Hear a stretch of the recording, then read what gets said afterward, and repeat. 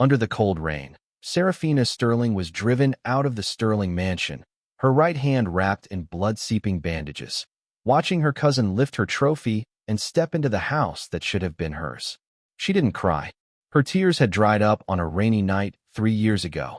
Now she sat on a folding chair at the mouth of an old alley, a folding table draped in dark blue velvet set before her, scattered with handmade silver jewelry, earrings, rings, delicate chains. The designs were simple, but the craftsmanship was exquisite, the silver surfaces gleaming with a warm, soft light under the amber street lamp. From deep within the alley came the sizzle of hot oil. Auntie Zhao's tailor shop still had its lights on. Serafina tugged her faded, washed-out cardigan tighter with her left hand. Her right hand rested on her knee, fingers slightly curled. The bandages had long since been removed, but her right hand still lacked strength. After 10 minutes of holding an engraving tool, it would begin to tremble. She wasn't in a hurry. She simply sat at the mouth of the alley every day. When someone asked the price, she smiled. When no one came, she looked down and sketched in an old notebook with a pencil, slowly tracing lines with her left hand. Serafina, closing time. Auntie Zhao emerged from the tailor shop carrying a bowl of hot noodle soup, her voice loud enough to shake half the alley awake. Didn't sell much again today, did you? I keep telling you, who's going to see your stall tucked away in this corner? You don't even have a sign. Serafina took the bowl with her left hand, picked up the chopsticks, and smiled without speaking. Auntie Zhao looked at the right hand curled on her knee, her heart aching so much she clicked her tongue. Is that hand ever going to heal? It's been 3 years. Your father, that heartless bastard Richard Sterling, has he really never come to see you? Not even once. Auntie Zhao, the noodles are getting soggy. Serafina's voice was very soft, warm and gentle, like the last traces of morning mist in April that haven't yet burned away. She lowered her head and ate her noodles, chewing slowly, her face betraying no resentment or bitterness. Auntie Zhao opened her mouth, then closed it again, deciding not to press further. She just let out a heavy sigh, turned back into her shop, and brought out a small dish of pickled vegetables for her. Serafina's phone screen lit up. A push notification: Vivian Sterling's Plume Haute Couture Collection launch gala was being held tonight at the Hawthorne Jewelry Art Museum. Hawthorne Group CEO Lucas Hawthorne himself was there to show his support, the two of them walking the red carpet hand in hand, fingers interlaced. Trending number 1. Serafina swiped the notification away and opened a calculator app that was actually an encrypted program. Lines of data scrolled across the screen. 3 years of Hawthorne Jewelry Group's financial flows, equity structure changes, supply chain payment anomalies, all clearly annotated. The latest intelligence showed that to support Vivian's haute couture line, Hawthorne had been squeezing supplier payment terms beyond 120 days for 2 consecutive quarters. Cracks in the capital chain were spreading from upstream to downstream. Serafina finished reading, closed her phone, and continued eating her noodles. 3 evenings later, rain fell over that old alley on the south side of the city. Serafina didn't set up her stall. She sat by the window of her rented room, an old laptop open before her, the screen displaying an encrypted video conference interface. The participant list was filled with foreign names: Milan, Paris, New York, but her account had no camera feed, just a simple code name: Lumen. Lumen, the jury committee for this year's International Jewelry Design Competition, has sent its 3rd invitation. An elderly French woman with silver hair spoke urgently on the screen. You've entered anonymously for 3 consecutive years and won 3 gold medals. The committee says if you don't show yourself, they'll consider abolishing the anonymous entry rule. The Michelangelo Award ceremony is next month. You must come this time. Serafina typed her reply. I'll consider it. Consider it? You've been considering it for 3 years. The old woman slapped her desk. You are the most outstanding jewelry designer of the 21st century. The whole world is waiting for you to reveal yourself, and you're hiding in. Marguerite, Serafina interrupted, her fingers pausing on the keyboard. It's raining here. I need to go bring in the laundry. She closed the meeting interface and shut the laptop. The rain grew heavier, pelting against the window pane. She rose to close the window, and her gaze swept across the scene outside, then stopped. A silver-gray Maybach was parked at the mouth of the alley, its headlights still on. A man stood in the rain under a black umbrella, looking down at his phone. The rain blurred his outline, but she could make out a tall, lean frame, a dark gray trench coat, a sliver of white shirt cuff peeking out at the wrist. As if sensing something, he suddenly looked up, turning toward her direction. Through the curtain of rain, through the old glass window on the third floor, their eyes met for a single moment. Serafina closed the window without expression and drew the curtains. Her phone screen lit up again. This time it was a text message from an unsaved number. Ms. Sterling, greetings. I'm Mia Chun, brand director of Valois Group. I apologize for the unsolicited contact. Valois is currently seeking a collaborative designer for next season's haute couture collection. Our chairman, Mr. Shaw, saw your work posted on an independent design platform and was deeply impressed. He hopes to meet with you in person to discuss a potential collaboration. If convenient, tomorrow at 10 a.m., Valois headquarters, 36th floor. We await your reply. Serafina stared at the message for several seconds. Valois, the world's top luxury jewelry conglomerate, owner of 3-century-old brands, commanding 23% of the global high-end jewelry market. Chairman Shaw, Dorian Shaw. What that name meant in the luxury industry, no one knew better than she did. 3 years ago, when Valois acquired Europe's oldest jewelry atelier, she had been there, working anonymously as an apprentice. Dorian Shaw had come to inspect the atelier in person. She had seen him once through a glass door from the polishing room. Just a silhouette, a back turned toward her. Later, she left that atelier and submitted her first anonymous entry to the International Jewelry Design Competition under the name Lumen. She won her first gold medal. That same year, Valois had repeatedly tried to contact Lumen through third-party channels seeking collaboration. She had turned down every approach. Now, Valois had found her. Not through her identity as Lumen. Through the works she had deliberately posted on an independent design platform. Those designs she had intentionally drawn with her left hand, showing only a fraction of her true ability. Serafina set her phone aside, lay down on the bed, and closed her eyes. This fish had taken the bait faster than she'd anticipated. The next morning at 9:50, Serafina Sterling stood at the entrance of Valois headquarters. She wore a white cotton linen blouse and dark trousers, flat canvas shoes on her feet, her right hand tucked into her pocket, a canvas tote slung over her left shoulder. Standing among the sea of tailored suits, polished heels, and immaculate makeup, she looked utterly out of place. The receptionist's gaze lingered on her for a full 5 seconds before a standard professional smile appeared. Hello, how may I help you? I have an appointment. To see brand director Mia Chun. Your name, please? Sterling. The receptionist checked the system, confirmed the appointment, and a flicker of undisguised surprise crossed her eyes. She handed Serafina a visitor's pass and pointed toward the elevators. Director Chun is waiting for you on the 36th floor. The elevator goes straight up. Serafina nodded and walked toward the elevator. What she didn't notice was that the VIP elevator on the other side of the lobby had just opened, and a man stepped out. He wore a perfectly tailored dark suit, his posture straight as a pine, his features cold and chiseled, radiating an aura of unapproachable detachment. Dorian Shaw's steps faltered. His gaze followed the silhouette walking into the elevator, his eyes narrowing slightly. There was something about the way that woman moved. Her stride wasn't long, but it was steady, her spine ramrod straight, as if reinforced with steel. Her right hand never left her pocket. Her left hand carried a canvas tote. She was a discordant note in this building full of polished professionals, yet she walked with such unhurried ease, as if she owned the place. Mr. Shaw. Behind him, his assistant Jasper Yin followed his gaze, but saw nothing. Is something wrong? Dorian withdrew his gaze, his voice flat. Nothing. Today's schedule. 10 a.m., remote conference with Cartier's design director in Paris. 12:30, lunch with the chairman of Sotheby's. 3 p.m., quarterly investment review. 7 p.m., Hawthorne Jewelry Group's industry exchange gala. You previously said to decline. Hawthorne. Dorian frowned. Who are they? Lucas Hawthorne, CEO of Hawthorne Jewelry Group. This is their third invitation. This time, Mrs. Hawthorne, Helena Hawthorne, personally called, saying there's an important industry collaboration she wants to discuss with you. Dorian's tone was as cold as if he were commenting on the weather. Decline it. Understood. Jasper noted it on his tablet, then added, also, Director Chen mentioned she's meeting with an independent designer today, the creator of those silver pieces you noticed on the platform.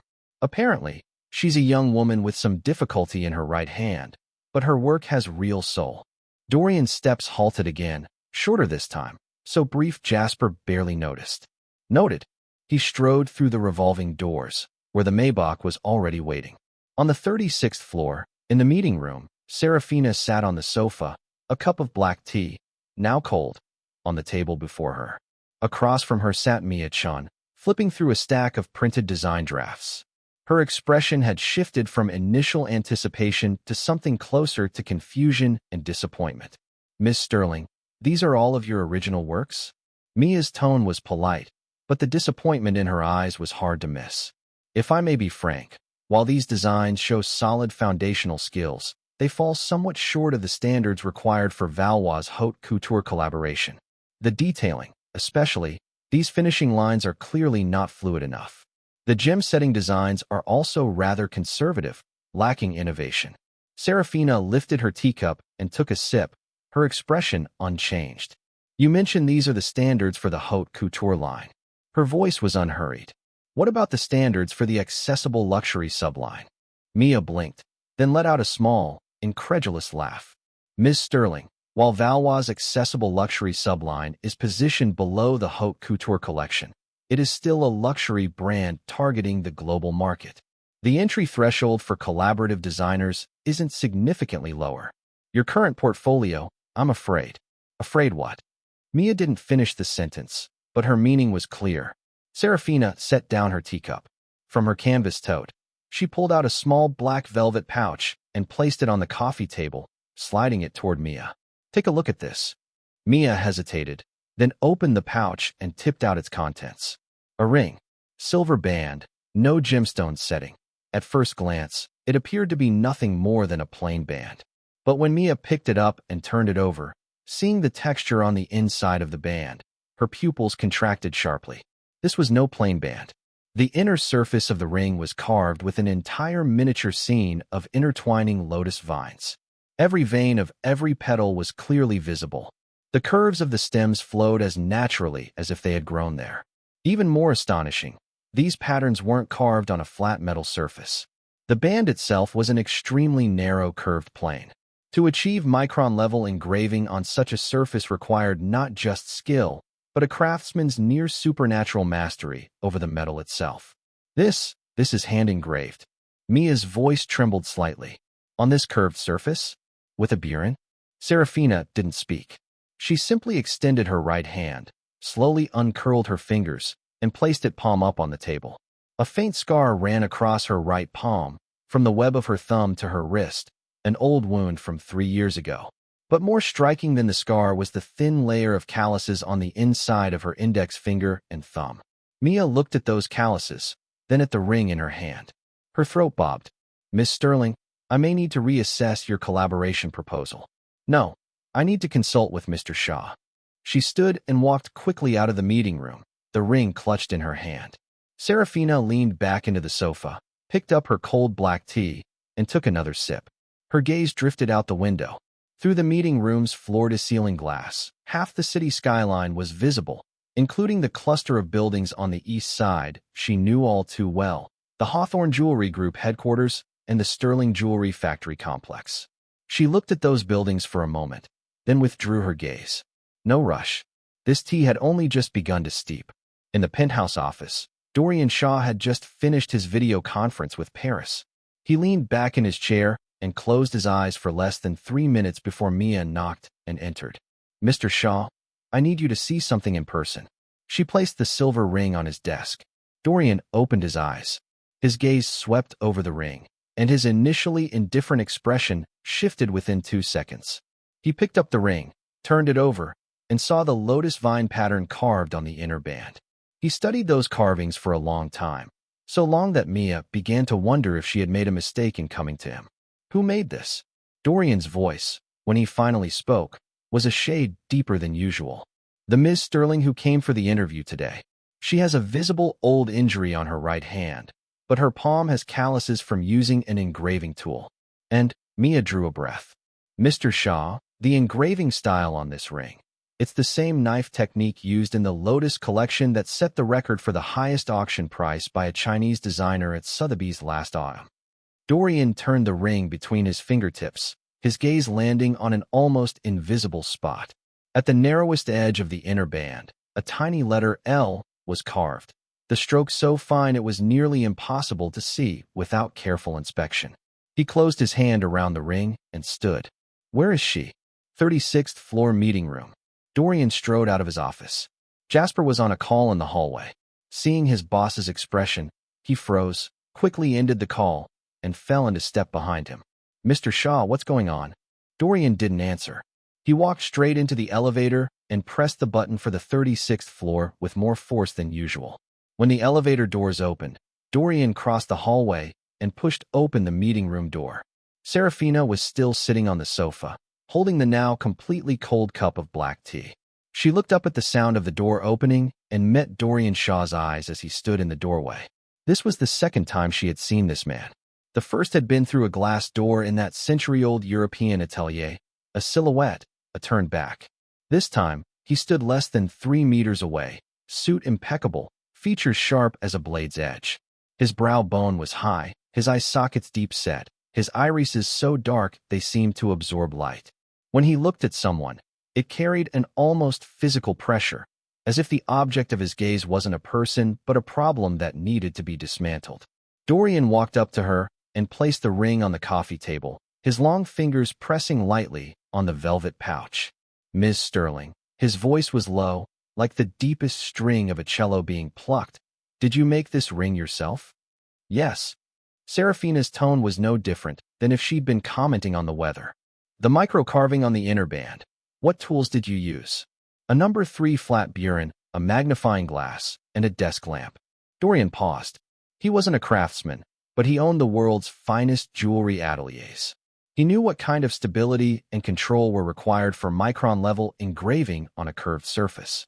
The woman across from him had an injured right hand, an old scar on her palm, yet the calluses on her index finger and thumb were thick. That meant her practice intensity far exceeded normal levels, sustained over a period measured in years at minimum. Your right hand, he said. When was it injured? 3 years ago. How? Serafina lifted her black tea, took a sip, set the cup down, and looked at him with a faint smile. Mr. Shaw, did you invite me here to discuss collaboration, or to conduct an interrogation? Dorian was momentarily checked by her words. Behind him, Jasper stared straight ahead, mentally screaming. This is the first time anyone has dared to speak to Mr. Shaw like that, and it's a seemingly fragile young woman. Dorian wasn't angry. He sat down on the sofa across from Serafina, hands folded on his knees, shifting to a posture that was both more formal and more open. Miss Sterling, I have a request. He paused. Come to Valois, not as a collaborative designer, not as an outsourced partner for the accessible luxury line, as the specially appointed chief designer of the Valois Haute Couture collection, reporting directly to me. Name your terms, salary, equity, creative freedom. Silence filled the meeting room for a full 5 seconds. Mia inhaled sharply. Jasper nearly dropped his tablet. Chief designer of the Valois Haute Couture collection. The weight of that position in the global luxury industry was equivalent to a film director being invited to helm the Marvel Universe. And Dorian Shaw was offering it to a stranger with a few hundred followers on an indie design platform, a woman with an injured right hand. Serafina looked at Dorian. For the first time, a different emotion flickered in her eyes. Not surprise, not gratitude. Something deeper, like a hunter recognizing prey that was smarter than expected. I suspect Mr. Shaw is interested in more than just this ring. The corner of Dorian's mouth curved, barely, but unmistakably. Ms. Sterling is correct. What I'm interested in is the other 90% you're keeping hidden in that right hand. He paused. Everyone has their secrets. I won't press you on yours. But Valois' platform can bring your talent to the attention of the entire world. I believe Miss Sterling understands that very well. Serafina was silent for a moment. Then she pulled an old notebook from her canvas tote, flipped to a page, tore it out, and placed it on the coffee table, sliding it toward Dorian. It was a hand-drawn design sketch. A brooch. The center stone was an uncut black raw diamond.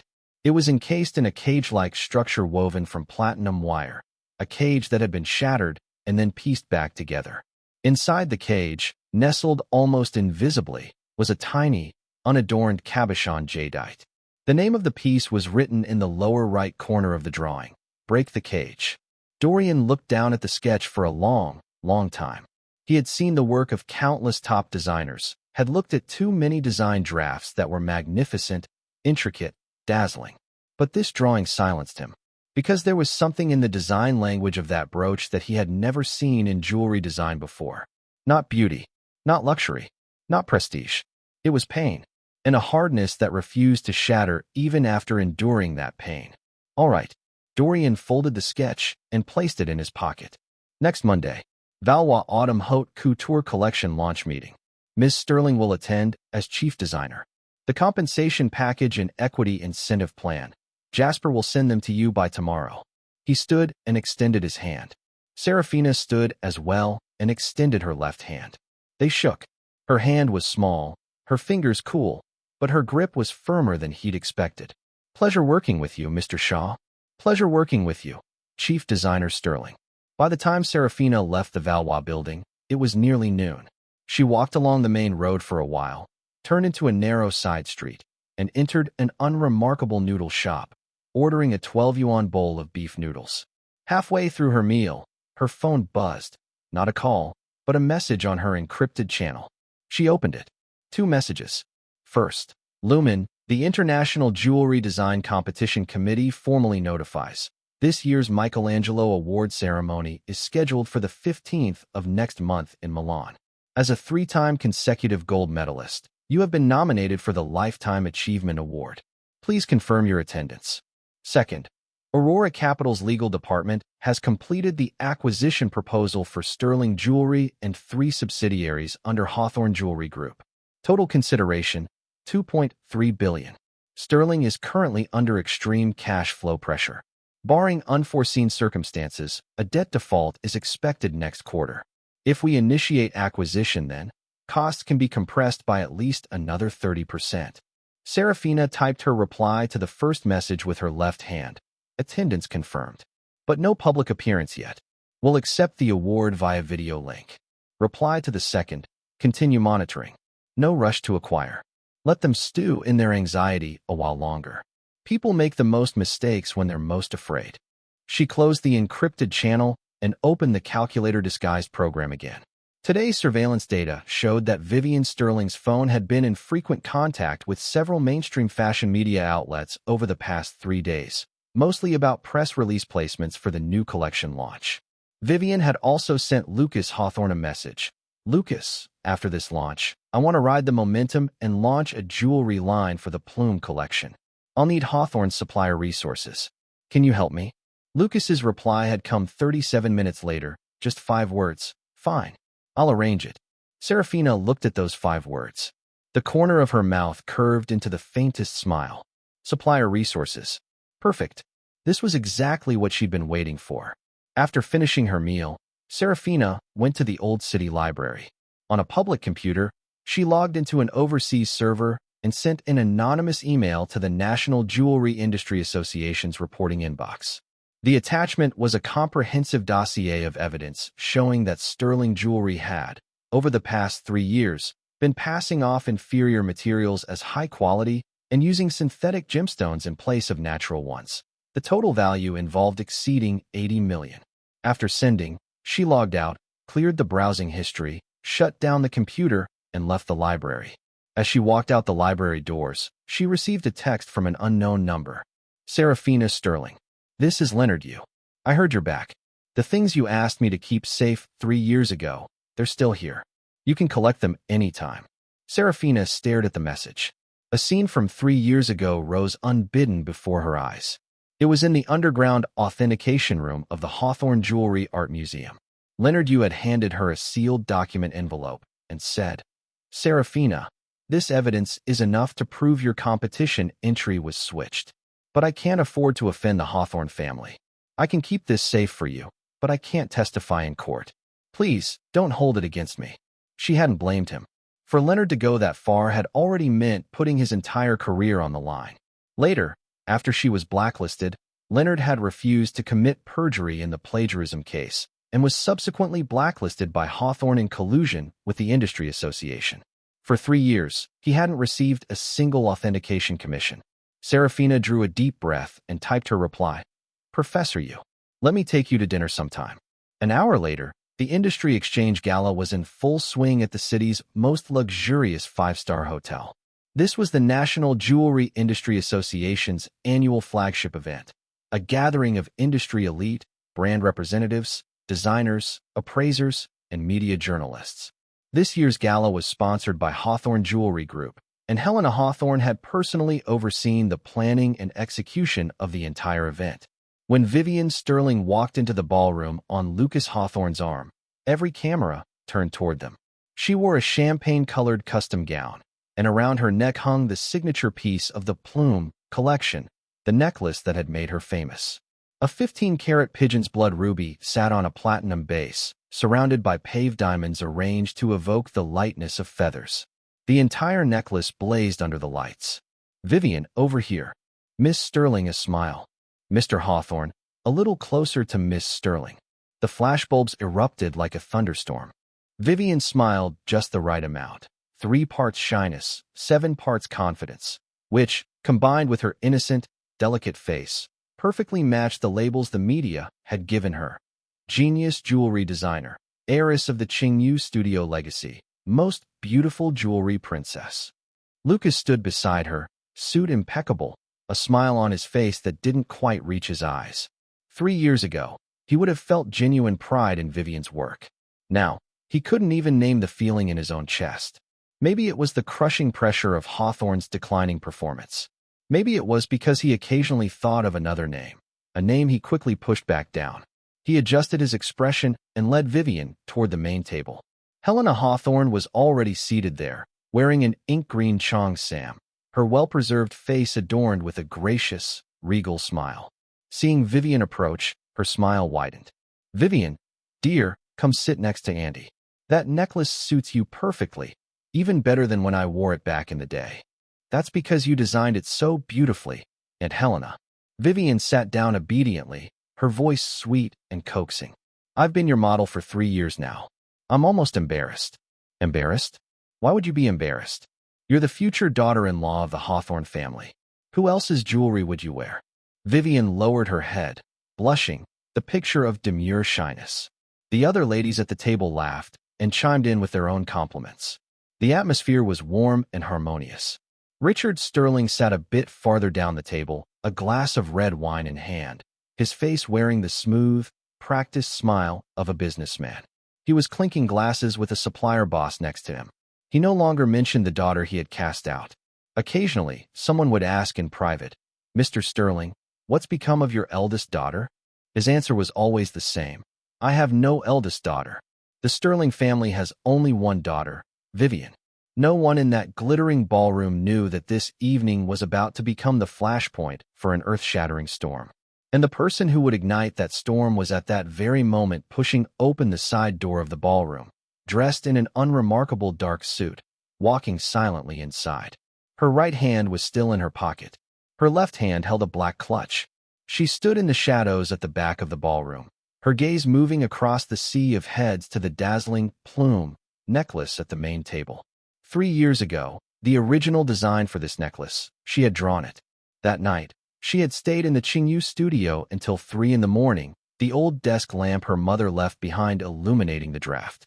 On the back of the necklace, she had designed an extremely discreet mechanism, a detachable cabochon moonstone. That stone had been her mother's collection, and the last keepsake her mother had left her. She had set that moonstone into a hidden compartment on the back of the necklace, close to the heart. Later, her work was switched. The design draft was appropriated by Vivian Sterling. She had asked Richard Sterling about the moonstone's whereabouts. His answer, what moonstone? Never seen it. Serafina looked at the brilliant necklace at the main table. The corner of her mouth curved into the faintest of smiles. Whether that moonstone was still there, she would find out tonight. The gala reached its midpoint. As per tradition, the host organization would showcase the year's most representative jewelry works. Hawthorne Jewelry Group's headline piece was, naturally, the Plume haute couture collection Vivian had just launched. With the host's enthusiastic preamble, the ballroom lights dimmed. All the spotlights converged on the rotating display stage at the center of the room. On the stage, the complete plume collection gleamed against black velvet. The centerpiece was the exhibition version of the pigeon's blood ruby necklace Vivian was wearing. According to Hawthorne, the necklace had been produced in two pieces, one for Vivian to wear at important events, the other for exhibitions and touring displays. Ladies and gentlemen, this is the Plume Haute Couture collection, the masterpiece Hawthorne Jewelry Group has poured its efforts into this year, the host's voice boomed. Created independently by our young genius designer, Miss Vivian Sterling. The design inspiration for the entire collection comes from. The host's voice cut off abruptly, not because he forgot his lines, but because every screen in the ballroom had gone black simultaneously. The chandeliers overhead, the LCD screens on the walls, the giant LED backdrop on the stage, even the auxiliary displays in the corners, all had lost their picture in the same instant. The lighting system hadn't lost power, but every display device had been replaced by the same signal source, a pure, deep, unsettling black. Panicked whispers rippled through the crowd. Helena Hawthorne shot to her feet, her voice sharp. "What's going on? Tech team, check the connections." Vivian also stood, her face turning pale. She instinctively looked to Lucas, but Lucas was staring at the darkened giant LED above the stage, his expression complicated in a way she couldn't read. Not shock, not anger, but a vigilance bordering on fear. Like someone watching a secret he thought had been buried deep underground, now pushing its way inch by inch toward the surface. Then all the screens lit up at once. What appeared was the hallway of the Hawthorne Jewelry Art Museum. The timestamp in the upper right corner was unmistakable. 3 years ago, July 15th, 9:37 p.m. The night before the International Jewelry Design Competition Finals. Two figures appeared in the hallway. One was Vivian Sterling, wearing a staff vest, carrying a tray covered with a black cloth. The other was the competition's review secretary, a man named Fong, who had left the country 2 years ago and disappeared. The surveillance footage wasn't high definition, but the angle was excellent. Both faces and voices were clearly captured. Vivian's voice, "Secretary Fong, I'll leave this here. When judging starts tomorrow, you know what to do." Secretary Fong took the tray, lifted the black cloth for a look, and a greedy smile spread across his face. "Don't worry, Miss Sterling. I've already spoken with the judges. Seraphina Sterling's entry and yours differ by only 1 digit in the registration number. Tomorrow, when it's time to present, just swap the sequence. Even the gods wouldn't be able to tell them apart." Vivian pulled an envelope from her pocket and pressed it into Secretary Feng's hand. "This is the balance. After it's done, there'll be another payment." The surveillance footage froze there, then jumped to another clip. This showed Seraphina Sterling standing backstage, before her open competition entry case. The design drafts and finished pieces inside were all gone. In their place was a set of crude, inferior knockoffs that bore no resemblance to her filed registration materials. She turned to explain something to the judging panel, the camera capturing her shocked, bewildered face. Her right hand instinctively shielded her face, her palm still wrapped in gauze, hastily bandaged after a heavy object had suddenly fallen and injured her in the studio that morning. Both clips finished playing. The screens didn't go dark. Instead, lines of text began to appear, the font cold as epitaphs carved on tombstones. 3 years ago, on the eve of the International Jewelry Design Competition Finals, contestant Vivian Sterling bribed review secretary Fong to switch contestant Seraphina Sterling's entry, replacing her original creation with pre-prepared inferior forgeries.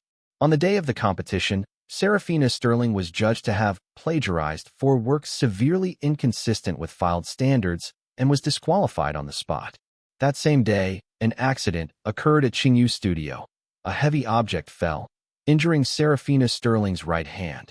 The following day, Helena Hawthorne, wife of the Hawthorne Jewelry Group chairman, citing the need to uphold industry ethics, recommended the competition committee impose an additional penalty on Seraphina Sterling, a lifetime ban from competition. The above video evidence, bank transfer records, and review secretary Feng's testimony and recordings were submitted to judicial authorities 3 days ago. Feng has been lawfully summoned. The ballroom's deathly silence held for about 3 seconds. Then, it detonated. It wasn't one person screaming. It was everyone making noise at once. People gasped. Wine glasses slipped from fingers, the sharp crack of crystal hitting marble echoing everywhere. Journalists shot up from their seats as if electrocuted, every camera swinging into frantic motion, shutter clicks exploding like machine gun fire, flashbulbs turning the ballroom into daylight. Oh my God, that's Vivian Sterling. Is that footage real? She actually swapped the entries and then framed someone else for plagiarism. Wasn't that Secretary Fong supposed to be overseas? How did he suddenly get summoned? Helena Hawthorne recommended a lifetime ban. What grudge did she have against Serafina Sterling? Every gaze in the room shot toward the main table like arrows. Vivian's face, under the cold white glow of the LED screens, was a bloodless mask of horror. Her mouth hung open, her lips trembling violently, a series of broken, wheezing sounds escaping her throat without forming a single coherent word. Her fingers were clamped around the tablecloth, knuckles white with such force they looked skeletal. No, this isn't real. This is fabricated. It's AI generated. Someone is framing me. She finally found her voice, a piercing shriek. Mom, Lucas, say something. It's fake. All of it is fake. Helena Hawthorne's composure was far more practiced than Vivian's. Her face was a mask of controlled fury as she stood, gesturing to the security personnel near the stage. Technical malfunction. Have someone shut down the equipment. All media, suspend photography. Tonight's gala is concluded. Guests, please exit in an orderly fashion. Her voice was steady, authoritative, carrying the weight of decades of unquestioned power. A few familiar guests instinctively rose, preparing to follow her instructions. But more people stayed rooted in place. Their eyes darted between Helena and the screens, their expressions of doubt and shock deepening by the second. Because the content on the screens wasn't finished, new lines of text began appearing. The following is a text transcript of a phone call between Helena Hawthorne, wife of the Hawthorne Jewelry Group chairman, and Review Secretary Fong. Time: 3 years ago, July 15th, 11 p.m. Helena's voice: Is everything taken care of? Feng's voice: Mrs. Hawthorne, rest assured. The work has been swapped. The judges are handled. But there's one small issue. Serafina Sterling was injured in the studio today. Her hand was crushed. It looked quite serious. Helena's silence lasted only 2 seconds. Then, in an exceedingly calm voice, she spoke 4 words. All the better. The transcript ended there. The cup of tea in Helena's hand finally lost its steadiness. The base of the cup clinked against the saucer, a tiny sound, very light, but in the dead silence of the ballroom, it was a thunderclap. Lucas Hawthorne finally rose from his seat. His face was beyond pale. It was ashen, the gray of a man drained of every last drop of blood. He looked at the screens on the stage, then at Vivian trembling beside him, and finally at his mother, whose mask of composure had finally cracked. Mom, his voice was so hoarse it was barely audible. What happened back then? Did you really? Helena didn't answer him. She was rapidly reassembling her composure, lips pressed into a thin line, eyes sweeping the room with a hawk-like ferocity, a cornered lioness still searching for an angle of escape. She knew any explanation now was futile. The only option was to cut off the information source. Security, she raised her voice again. Cut the power to the ballroom. Now, but the security guards didn't move. Not because they didn't want to. Because the ballroom's security system had been remotely locked out of all operational controls. The security chief's walkie-talkie emitted nothing but crackling static. Then the final segment appeared on the screens. All of the above evidence has been simultaneously submitted to the National Jewelry Industry Association, law enforcement authorities, and the International Jewelry Design Competition Committee. Involved parties: Vivian Sterling, suspected of copyright infringement and commercial fraud.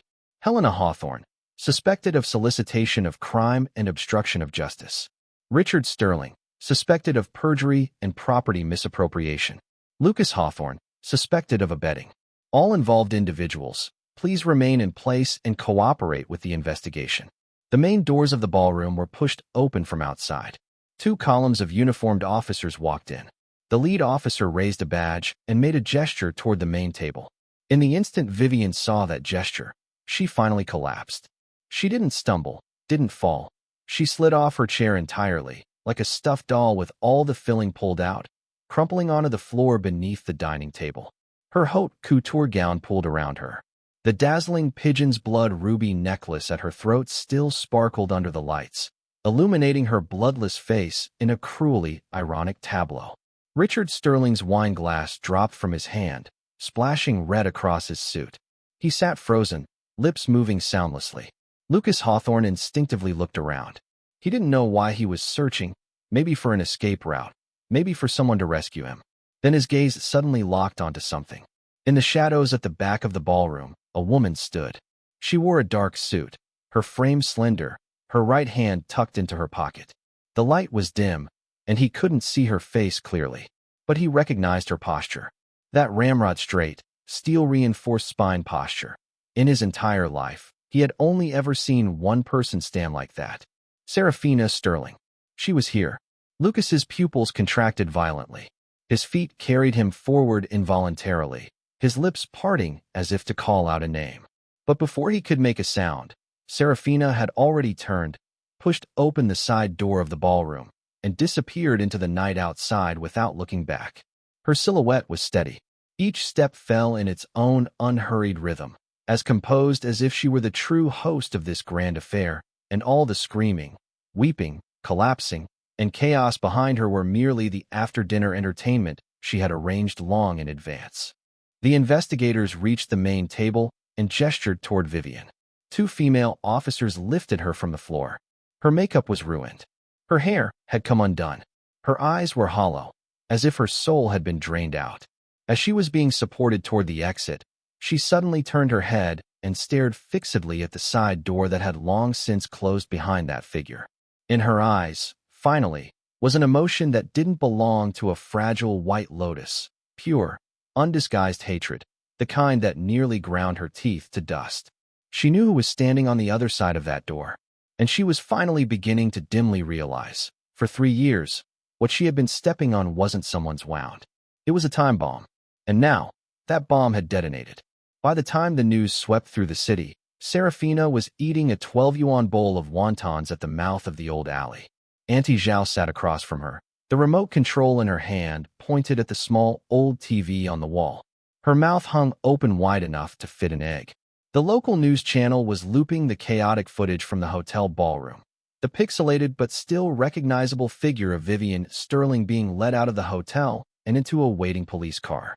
The headline across the top of the screen, in bold black text, read, "Hawthorne Jewelry, Gala Shocker. Vivian Sterling taken for questioning in 3-year-old plagiarism and framing case." Good heavens, Auntie Zhao murmured. Who did this? This is brutal. Dumping all the evidence right in the middle of the gala, smashing her face to pieces in front of the entire industry. Seraphina, what kind of grudge would drive someone to this? Seraphina scooped up a wonton, blew on it, put it in her mouth, and chewed slowly. Only after she'd swallowed did she reply, unhurriedly, with 2 words. Maybe they were pushed too far. Pushed too far? This isn't being pushed too far. This was calculated. Auntie Zhao slapped the table. But then again, that Vivian Sterling was never any good. I always thought her genius backstory was too fishy. How does a girl who didn't even finish college suddenly become a jewelry design prodigy overnight? Turns out she was stealing from someone else. Seraphina lowered her head and drank her soup without comment. After finishing her wontons, she returned to her rented room and opened her laptop.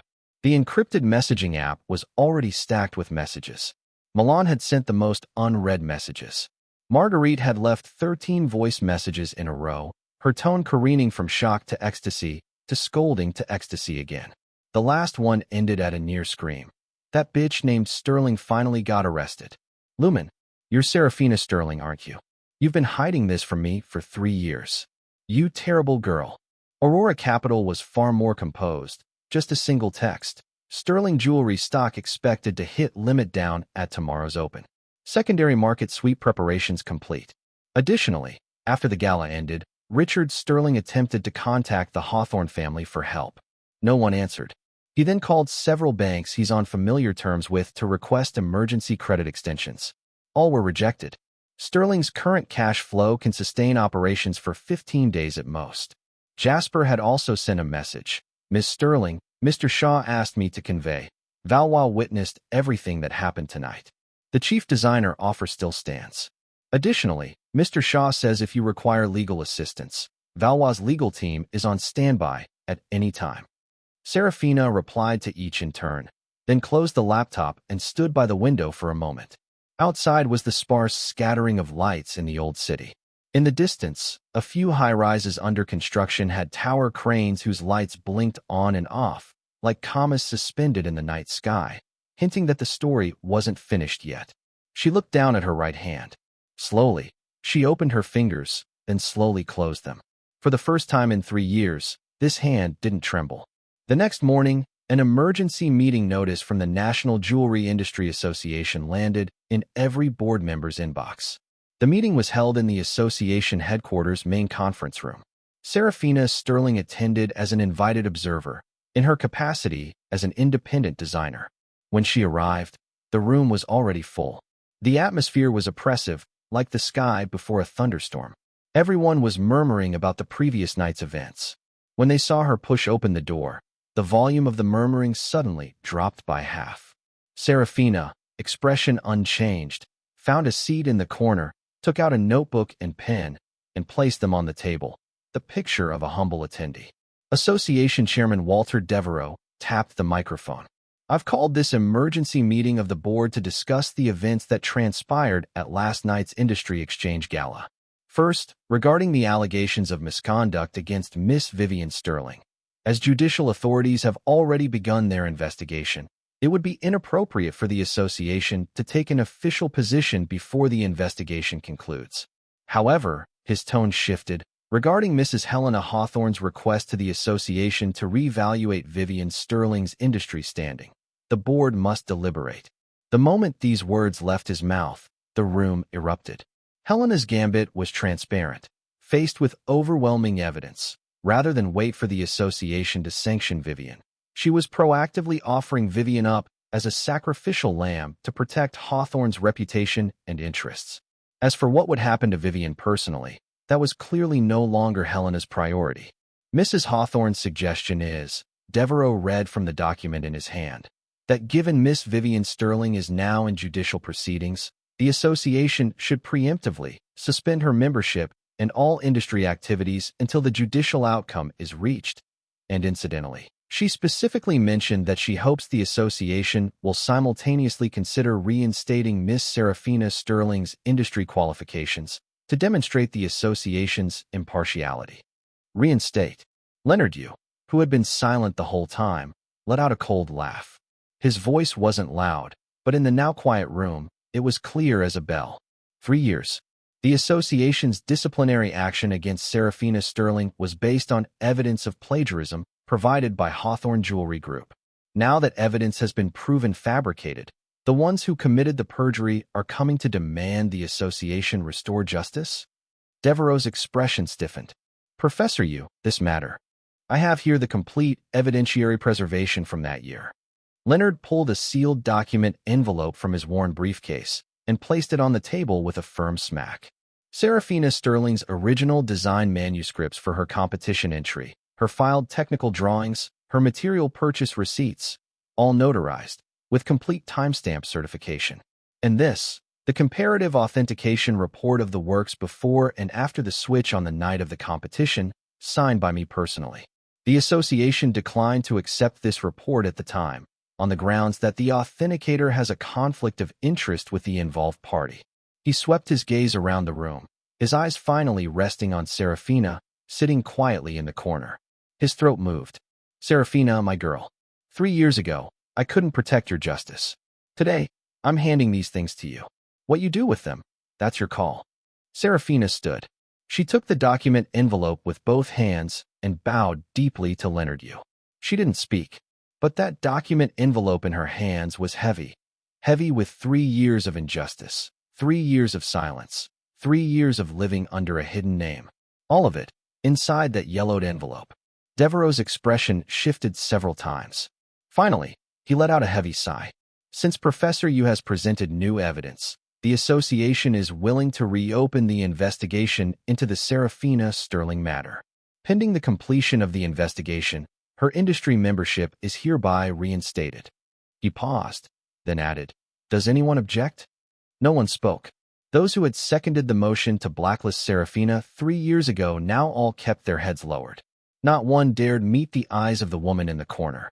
After the meeting, Serafina walked out into the hallway and waited for the elevator.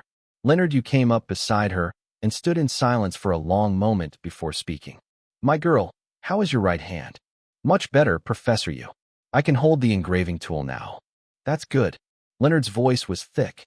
"Your mother entrusted you to me before she passed. She asked me to look after you professionally. I failed her. You didn't fail her. You preserved the most critical evidence for me. That matters more than anything." The elevator doors opened. Serafina stepped inside. Before the doors closed, she looked at Leonard and the corner of her mouth curved slightly. "Professor Yu, when all of this is over, I'll take you out for that drink." The elevator doors closed. Leonard stood alone in the hallway, removed his glasses to wipe the lenses, and muttered, "That child. She's tougher than she used to be." The events of 3 years ago had taught her something. Softness is useless. Reason is useless. Expecting conscience from others is foolish. Only 2 things are useful: the evidence in your hand and the ability to slam that evidence on the table in front of everyone at exactly the right moment. That evening, Richard Sterling appeared at the mouth of the old alley. He stood outside Annie Zhao's tailor shop, wearing a rumpled gray jacket, his face haggard, his eyes bloodshot, like a man who hadn't closed his eyes in days. Auntie Zhao blocked the doorway, arms akimbo, chin jutting high. "Richard Sterling, what are you doing here? This alley doesn't welcome you." "Auntie Zhao, I'm looking for Serafina. Let me see her. Please." "Please? What right do you have to say please? 3 years ago, when you drove your own flesh and blood out of the house, why didn't you say please then? When you gave her mother's studio to Vivian Sterling, why didn't you say please then?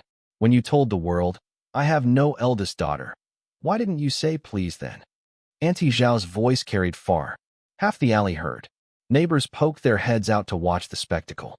Someone recognized Richard Sterling and started whispering, "Isn't that Richard Sterling, from Sterling Jewelry? The one who threw his eldest daughter out 3 years ago? I heard Vivian Sterling got arrested. Now he's come to claim his other daughter again. Thick-skinned doesn't even begin to cover it." Richard Sterling's face cycled through red and white, but he didn't leave. When he saw Serafina emerge from the stairwell of her rented building, he hurried toward her, his voice low and urgent. "Serafina, Dad knows he was wrong. Dad was coerced by Helena Hawthorne. Sterling was facing a capital chain crisis at the time. If I hadn't agreed to her terms, she would have destroyed Sterling. Just listen to Dad explain, please." Serafina stopped. She looked at the man before her. 3 years without seeing him. He had aged a great deal, more white at his temples, deeper lines at the corners of his eyes. But when she looked at him, there wasn't a ripple of emotion in her gaze. Like looking at a stranger with no connection to her life. She spoke. Her voice was very soft. Her tone was very flat. "That notarized declaration severing our father-daughter relationship, you signed it yourself. The video of you telling the media, I have no eldest daughter, it's still online. My mother's Qingyu studio, which she left to me, you transferred it to Vivian Sterling. None of these 3 things involved Helena Hawthorne holding a knife to your throat." Richard Sterling's lips moved, trying to form a defense, but he found he couldn't open his mouth, because every word Serafina had spoken was fact.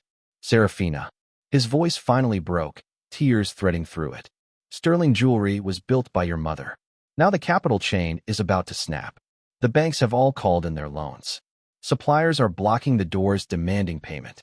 For your mother's sake, could you just—" "My mother's sake?" Serafina suddenly smiled. The smile was faint, light, thin as a layer of transparent ice. "When you brought Vivian and her mother into this house, did you think of my mother's sake? When you gave Qingyu studio to Vivian, did you think of my mother's sake?" Richard Sterling froze in place. Serafina took 2 steps forward, standing before him, tilting her head slightly up to look at him. She was a head shorter than him. But in this moment, the one holding absolute, crushing advantage was clearly not him. "I will inherit my shares in Sterling Jewelry according to the law, but not as your daughter. As the victim and the legal heir. Your debts are your problem. Well, my mother left behind. I will take it back myself. I don't need you to give it to me. She finished speaking, walked around him, and headed toward the mouth of the alley. Behind her, Auntie Zhao's voice boomed. Did you hear that, Richard Sterling? You can get lost now. Richard Sterling stood in the alley. Under the watching eyes of the neighbors, he slowly crouched down and buried his face in his hands. The neighbors' whispers buzzed around him like flies. But no one stepped forward to comfort him. Because everyone knew, a man who has made himself utterly alone has no one to blame but himself. The confrontation in the old alley was filmed on someone's phone and uploaded to the internet by the next morning. The angle was clearly from a neighbor's window. The footage was a bit shaky, but the audio was crystal clear. The title read, Sterling Jewelry Boss Begs Eldest Daughter for Forgiveness. Gets shut down so hard, he crouches on the ground crying. Within an hour of posting, views had surpassed 8 million. The top comments were unanimous in their approval. Serafina didn't have time to follow the online uproar. She was sitting in the 36th floor conference room at Valois headquarters, facing a room full of top jewelry artisans, brand directors, and supply chain heads from around the world. The man presiding over the meeting was none other than Valois' founder and controlling shareholder, Dorian Shaw. This was the Valois Autumn Haute Couture Collection launch meeting. As the newly appointed chief designer, this was Serafina's first formal introduction to Valois' core team. The atmosphere in the room was subtly charged. Everyone present was a seasoned industry veteran, and not a few of them had questions about Dorian's decision to hire an unknown young woman at a high salary for the chief designer role. They didn't voice these questions, but the doubts were written all over the glances they exchanged. The director of the Paris Haute Couture Atelier was a Frenchman in his 50s named Laurent. He had been with Valois for 15 years. He looked at Serafina and spoke, his English heavily accented but perfectly unhurried. Miss Sterling, I understand your right hand has an old injury. In the high-intensity environment of the atelier, are you confident you can meet the physical demands of the chief designer position? Serafina didn't answer him directly. She stood, walked to the toolbox in the corner of the conference room, crouched down, and rummaged until she found a number 3 flat burin and an unpolished silver blank. She returned to her seat, fixed the blank onto a table clamp, steadied the piece with her left hand, and picked up the burin with her right. The moment her right hand closed around the tool, every person in the room familiar with jewelry craftsmanship felt a jolt, because the way that hand held the burin was too natural. The fit between the tool and her fingers, the angle between the web of her thumb and the handle, the height of her suspended wrist. Every detail was precise, as if measured with calipers. This wasn't the movement of someone with an injured hand. This was muscle memory forged through tens of thousands of hours of repetitive training. The burin touched the surface of the silver blank without a moment's hesitation. She began carving a rose window pattern, 6 petals radiating from the center, each petal featuring a double-layer openwork design. Throughout the entire process, her hand did not tremble once. 5 minutes later, she pushed the finished piece across the table to Laurent. That rose window, completed in 5 minutes, had petals of perfectly uniform curvature. Every openwork edge was clean and sharp, with no broken lines or slipped cuts anywhere. The artisans in the room fell completely silent. Their average experience was over 15 years. Not one of them could complete a micro-carved rose window of comparable quality in 5 minutes. Not in 10. Not in 20. Laurent was silent for a long moment. Then he looked up at her. When he spoke again, all trace of challenge was gone from his voice, replaced by something closer to genuine respect. Miss Sterling, I apologize for my earlier rudeness. In the Paris atelier, the number of people capable of this level of knife work does not exceed 3. Their average age is 57. The atmosphere around the conference table shifted. Those gazes that had held scrutiny and skepticism were now filled with a different emotion: admiration, curiosity, and a faint hum of excitement. A chief designer with top-tier craft skills meant Valois' Autumn Haute Couture collection would reach an unprecedented level of technical artistry. Dorian leaned back in his chair, fingers laced on the table. The curve at the corner of his mouth was very small, but Jasper knew his boss was in an exceptionally good mood. After the meeting, Dorian asked Serafina to stay behind. Once she'd packed up her tools, he spoke. How much do you know about Sterling Jewelry's debt situation? Everything. Sterling's current short-term debt is $430 million. Long-term debt is $580 million. Inventory backlog is severe. Supplier payment terms have exceeded 150 days. On the banking side, CCB and CMB have both explicitly stated they will not extend further credit. The first debt default will occur by the middle of next month at the latest. How much do you need? It's not a money problem. Sterling's issues are brand value collapse and management hollowing out. Simply injecting capital would be throwing money into a black hole.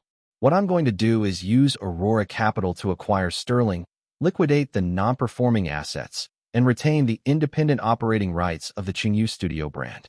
This doesn't require Valois capital. Dorian was silent for a beat. Aurora Capital, this private equity firm, so low profile as to be nearly invisible in global private equity circles, had made 13 moves in the luxury and entertainment sectors over the past 3 years. Not a single miss. Their investment returns crushed the competition. He had looked into Aurora's equity structure. The surface controllers were 3 offshore registered shell companies. The identity of the actual controller was encrypted layer upon layer. And now, Serafina Sterling was saying to him, with the same tone she might use to say what she ate for lunch, "What I'm going to do is use Aurora Capital to acquire Sterling." He let out a short laugh. Serafina Sterling. He said her full name, his voice carrying a complex emotion that no one had ever heard from him before. "Exactly how many identities do you have that I don't know about?"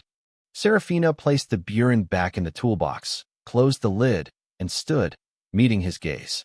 "Didn't Mr. Shaw say it himself? Everyone has their secrets. My secrets, you can take your time discovering them." She picked up her canvas tote and headed for the door. Before pushing it open, she paused, not turning her head.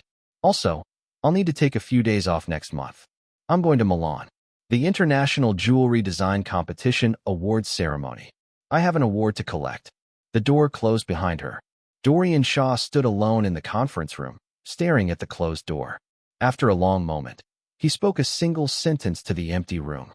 "Lumen, it really is you." 1 week later, the International Jewelry Design Competition Committee issued a major announcement. The announcement stated that, following a joint investigation by the committee and judicial authorities, it had been confirmed that serious violations, including judging fraud and work switching, had occurred during the competition 3 years prior. The committee decided to rescind all disciplinary actions taken against contestant Serafina Sterling at that time, formally restoring her award eligibility and professional reputation. Simultaneously, the competition stripped Vivian Sterling of all honors she had received that year and permanently disqualified her from future participation. That same day, Vivian Sterling's new collection launch event had been scheduled to take place at the Hawthorne Jewelry Art Museum. Although Vivian herself was out on bail pending trial, her team was clearly unwilling to concede defeat. With Helena Hawthorne's tacit approval, they continued pushing forward with the launch preparations in a desperate last stand. The exhibition hall inside the museum had already been set up. Lighting and sound were calibrated. Media invitations had been sent out long before the scandal broke. But the launch was canceled. Not by Hawthorne. The museum's booking system automatically canceled Vivian's team's venue reservation on the final day before the event. The reason given by the system was unresolved judicial disputes, a reason backed by a legally binding assistance enforcement notice issued by judicial authorities. After news of the cancellation broke in the media, what remained of Vivian's fan clubs collapsed. Her social media ranking plummeted, dropping out of the top 100 within half a day. On the afternoon the launch was supposed to have happened, Serafina went to the Hawthorne Jewelry Art Museum. Not to attend the launch no longer existed. She went to the museum's archives to look up an exhibition record from 3 years ago, gathering supplementary materials for the next phase of legal proceedings. By the time she emerged from the museum, dusk had fallen. She walked along the sidewalk beneath the plane trees. A figure suddenly darted out from beside a parked car. Vivian Sterling looked like a different person. She had lost a shocking amount of weight. Her cheekbones jutted sharply. Her eye sockets were sunken hollows. The sweet, innocent face she'd once worn now held nothing but haggard exhaustion and venomous spite. The designer outfit she wore was rumpled, as if she hadn't changed in days. Serafina Sterling. Her voice was hoarse and shrill. Are you satisfied now? I'm out on bail. Sterling is about to go bankrupt. Aunt Helena has been taken in for questioning. You did all of this, didn't you? Serafina stopped walking and looked at the woman before her. This woman, trembling with rage.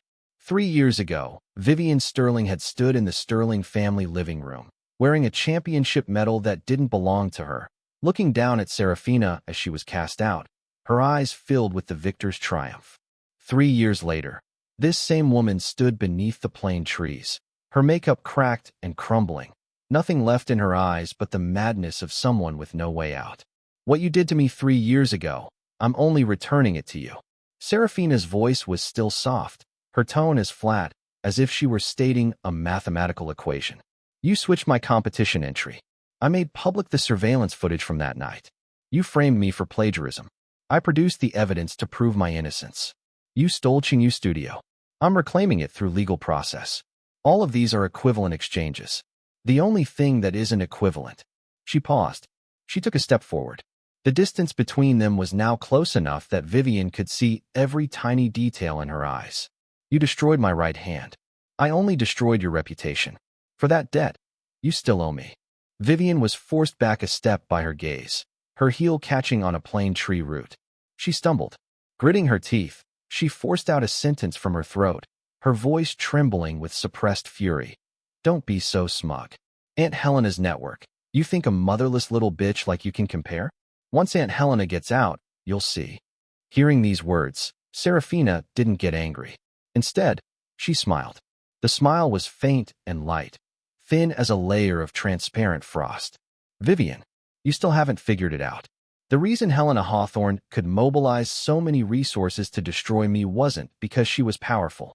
It was because the Hawthorne family stood behind her. And the Hawthorne family's foundation is the Hawthorne Jewelry Group. And the lifeblood of a jewelry group is its supply chain and its brand premium. She tilted her head slightly. Her voice was as light as if she were teaching a child basic arithmetic. On the supply chain side, Hawthorne's 3 largest raw material suppliers had their controlling stakes acquired by a private equity firm at the end of last year. On the brand side, 2 of Hawthorne's sub-brands had their licensing renewals for next season rejected by the brand owners. Do you know who acquired those suppliers? Do you know whose advice the brand owners listened to when they rejected the renewals? Vivian's eyes flew wide. Her pupils contracted violently in the darkness. She wasn't stupid. She understood exactly what Serafina was implying. But the answer was so insane that her brain refused to accept it. You? Impossible. You, a street vendor. How could you possibly? What gives you the right? Because I'm the controlling shareholder of Aurora Capital. Those words hit like a bucket of ice water dumped over her head. Vivian's lips trembled. Not a single word came out. Aurora Capital. That name had come up more than once at the Sterling family dinner table. She had heard Richard Sterling and Lucas Hawthorne discuss this mysterious, powerful investment firm with her own ears, their voices full of awe and covetous desire.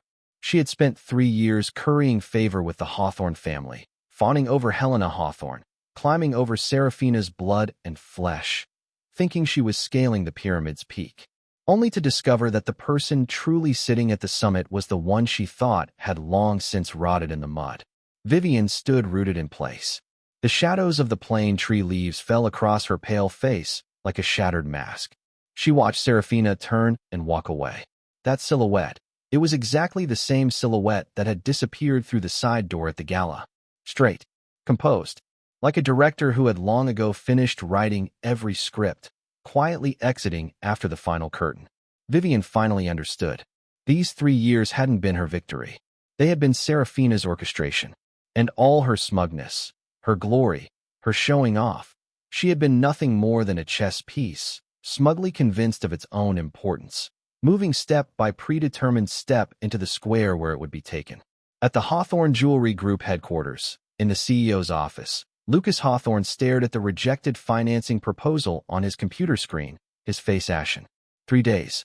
He had contacted every investment institution he could reach, trying to raise emergency capital for Hawthorne to plug the damage from the Vivian Sterling scandal and the wave of retail returns that had followed. Every institution had rejected him. The rejection reasons varied. Risk assessment failure, unfavorable industry outlook, not considering the jewelry sector at this time. But Lucas wasn't a fool. He knew there was only one real reason.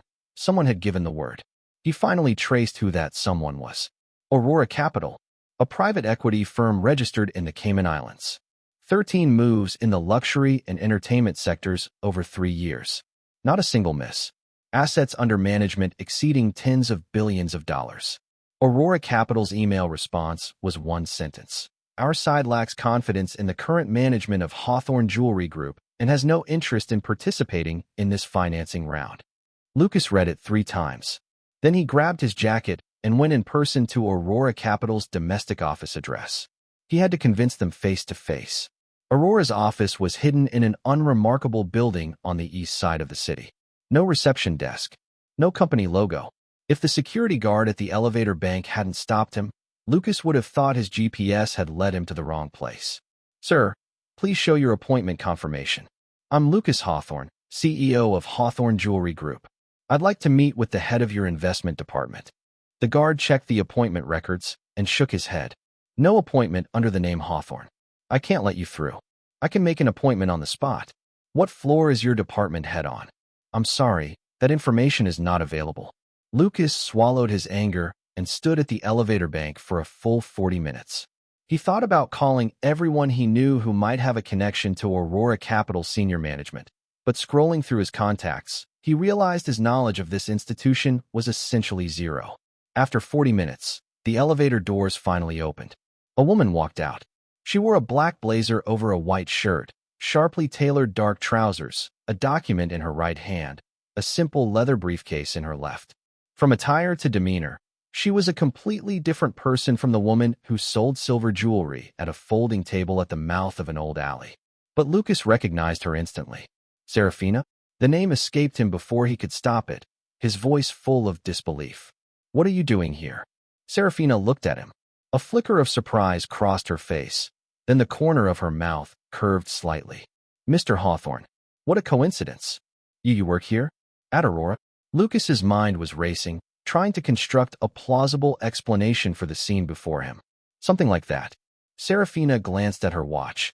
Her tone as casual as if they were chatting about the weather. Here for a meeting. What kind of meeting?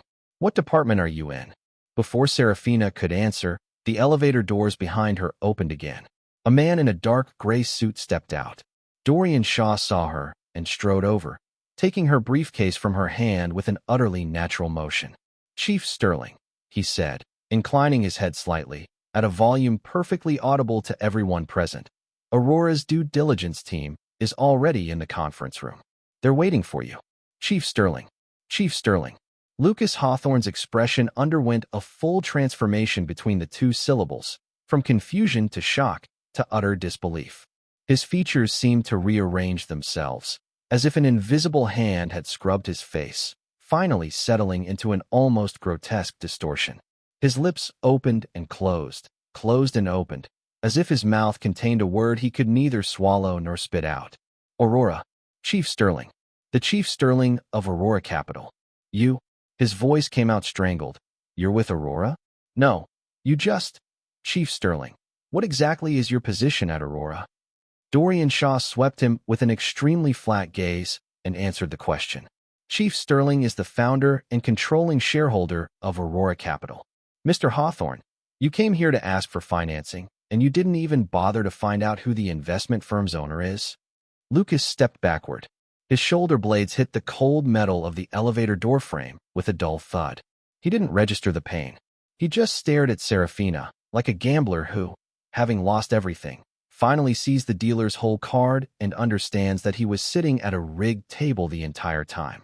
The woman he had abandoned 3 years ago for the sake of family interests. The woman his mother had framed, whose blacklisting he had silently condoned. The woman he had believed would never rise again, was the shadow financier behind half the entertainment industry. He had thrown away the trump card from his hand with his own fingers, then spent 3 years bluffing at the table with a hand full of garbage, utterly unaware that he had lost everything long ago. Serafina, his Adam's apple bobbed violently. I didn't know it was you. The financing, we can renegotiate. Mr. Hawthorne. Serafina cut him off. Her voice was still soft, but her tone was as clear as words etched into glass. Aurora has already completed its assessment of Hawthorne jewelry. Management credibility loss. Significant brand value impairment. Supply chain control forfeited. Does not meet investment criteria. Please see yourself out. As she spoke, her face wore an extremely professional smile. Polite, courteous, indistinguishable from the expression she would give a complete stranger. Then she turned to Dorian, her tone casual. Let's go. The due diligence team must be getting impatient. The two of them walked into the elevator side by side. The door slid shut before Lucas's face. In the final sliver of the closing gap, he saw Dorian turn his head slightly and say something to Serafina. She curved her lips into a smile. That smile was very light, but Lucas recognized it. It was an expression she had never once shown him. A complete, unguarded trust. Lucas stood in the empty elevator lobby. Suit impeccable. Shoes polished. The rejected financing proposal crumpled in his hand. For the first time, he saw himself clearly outside of a mirror, not as the lofty CEO of Hawthorne, but as a man who had lost completely. Lost in love, lost in business, and in vision and judgment. Lost so thoroughly he didn't even have his pants left. The news that Aurora Capital had rejected Hawthorne's financing spread rapidly through the industry over the following week. The immediate consequences: Hawthorne's stock price accelerated its decline. Bank credit lines were frozen. Suppliers began collective demands for payment. Sterling Jewelry's situation was even worse. After Richard Sterling was taken in for questioning, Sterling was leaderless, drowning in inventory, brand value nearly zero, its stock hitting limit down day after day with no buyers. As the two families spiraled toward collapse, another piece of news began circulating quietly through the jewelry industry's inner circles, soon spilling into public view. Valois Group would hold its annual charity gala in 1 month.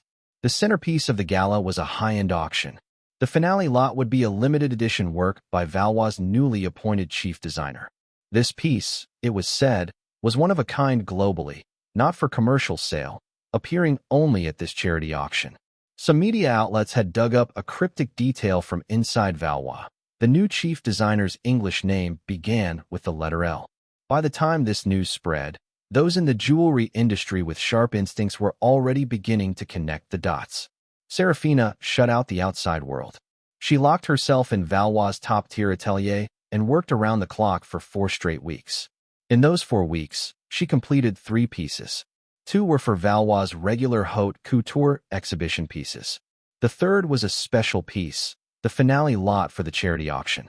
This piece would not appear in any preview. It would only be unveiled on the day of the auction. A month later, on a weekend evening, the Valois annual charity gala was held at the city's most prestigious art hotel. The red carpet stretched from the hotel entrance to the ballroom. Luxury cars, elegant gowns. The global jewelry industry's elite were nearly all in attendance. Vivian Sterling walked the red carpet alone, wearing a gown borrowed from an independent designer. Lucas Hawthorne was not by her side. The Hawthorne family had explicitly severed ties with Vivian. Helena Hawthorne had even put out word that Vivian Sterling's matters are unrelated to the Hawthorne family. Everything will be decided by the law. Vivian had forced herself to attend the gala, hoping to grab one last chance to maintain some visibility in the industry. Around her neck, she wore a new piece from the Plume collection, trying to prove to the world that she was still creating. Before the auction began, there was a small, exclusive preview session. Several seasoned collectors were gathered around a display table, examining an emerald piece claimed to be from the late Qing imperial court. Vivian edged closer, hoping to showcase her expertise in front of the cameras. She had barely begun to offer her assessment when she was interrupted. Miss Sterling. A white-haired collector spoke without a trace of courtesy. You couldn't even tell whether this emerald is a composite or natural, and you're standing here offering opinions? The color band distribution of this piece doesn't support natural formation at all. The fracture fillings show clear fluorescence under UV light. This is a Colombian oil-treated B-grade stone. How exactly did you win that gold medal 3 years ago? Low snickers rippled through the crowd around them. The smile on Vivian's face could no longer hold. She retreated, her face cycling between red and white. It was then that someone in the crowd noticed Serafina Sterling standing in the corner of the display area. She wore an extremely minimalist black gown tonight, paired with matching black satin flats. She wore no jewelry whatsoever. Among the women glittering with gems, she was strikingly unadorned. A few guests who didn't recognize her murmured among themselves. "Who's that? Wearing flats to a charity gala?" "No idea. Probably some indie designer from a small studio. I heard she sets up a stall at the mouth of an alley. How did a street vendor get in here? Since when did Valois lower its standards this much?" Vivian recognized Serafina, but she didn't dare approach her now. A richly dressed middle-aged woman nearby, however, looked Serafina up and down and, at a volume perfectly pitched for those around her to hear, laughed and said, "Miss, you're not wearing a single piece of jewelry. Are you sure you're at the right event?" Serafina smiled. She didn't answer. Midway through the preview, the emerald was formally placed on the display stand. Several appraisers took turns examining it and uniformly gave it high praise, with preliminary valuations in the 8-figure range.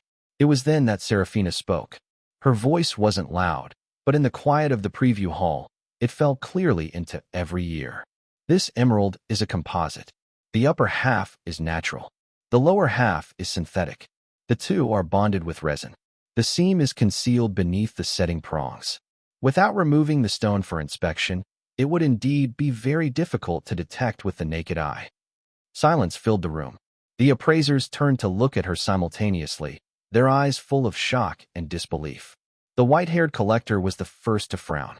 "What did you say? A composite?" The combined experience of the appraisers in this room exceeds 100 years. "You, a young woman. At the seam, use a 10-power loop.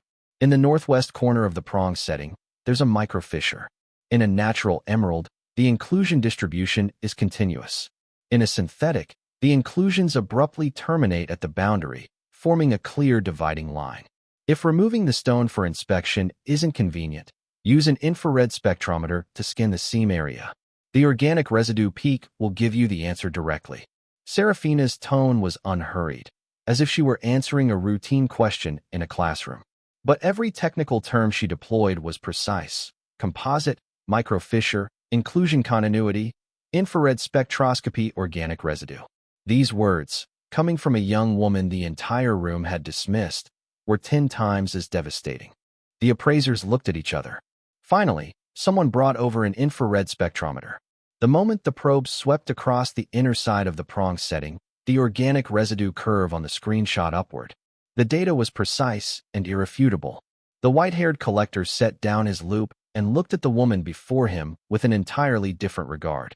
"Miss, who was your teacher?" His tone had turned 180 degrees. Serafina spoke calmly. "My mother's maiden name was Shan Qingyu." At least half the people in the preview hall inhaled sharply at the same moment. Qingyu, the internationally renowned jewelry authentication master from 20 years ago, founder of Qingyu Studio. The older generation in the industry called her the last eye of the Chinese jewelry world. She had passed away from illness a decade ago, but her name remained a towering peak in the authentication field to this day. The woman who set up a stall at the mouth of an alley was Qingyu's daughter. Vivian stood at the outer edge of the crowd, her lips pressed into a bloodless line. She knew with absolute clarity that after tonight, the weight of the name, Serafina Sterling, would never again be synonymous with street vendor. The charity auction formally began at 8 o'clock. The first half of the lots were respectable but unremarkable, until the host announced the finale piece with exceptionally solemn ceremony. A display stand covered in black velvet was wheeled onto the stage. The host took a deep breath and lifted the velvet. The moment the lights came down on that piece, every sound in the room vanished. It was a brooch. The center stone was a completely uncut black raw diamond, retaining its most primitive octahedral crystal form. Under the lights, it refracted a light that was both deep and dark.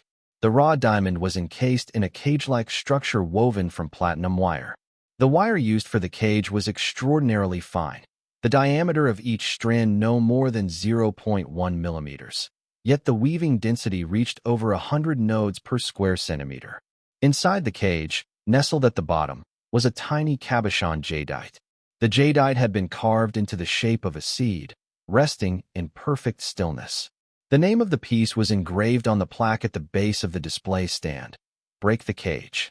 Just as everyone was still submerged in awe, A screen lit up on the side of the display stand, showing the detailed parameters of the piece. Design date, 3 years ago. Completion date, 1 month ago. Total labor hours, over 800. Then the screen flashed the designer's signature, Lumen. The moment those 2 syllables landed, at least 3 people in the crowd dropped their wine glasses simultaneously. The sound of shattering crystal echoed one after another. Lumen, 3-time consecutive gold medalist of the International Jewelry Design Competition. The Lumen who had set the record for the highest auction price by a Chinese designer at Sotheby's last autumn. The most mysterious name in the global luxury industry. The Lumen who had never made a public appearance. She was sitting right here, at this charity gala, the young woman dismissed moments ago for not wearing a single piece of jewelry. Serafina arose from her seat. Under the frozen gazes of the crowd, she walked toward the stage. The spotlight followed her footsteps, her black gown flowing silently in the column of light. She stood on the stage, took the microphone the host handed her, faced the entire room, and smiled quietly. Break the cage, 1 piece only, worldwide. No replication. No mass production.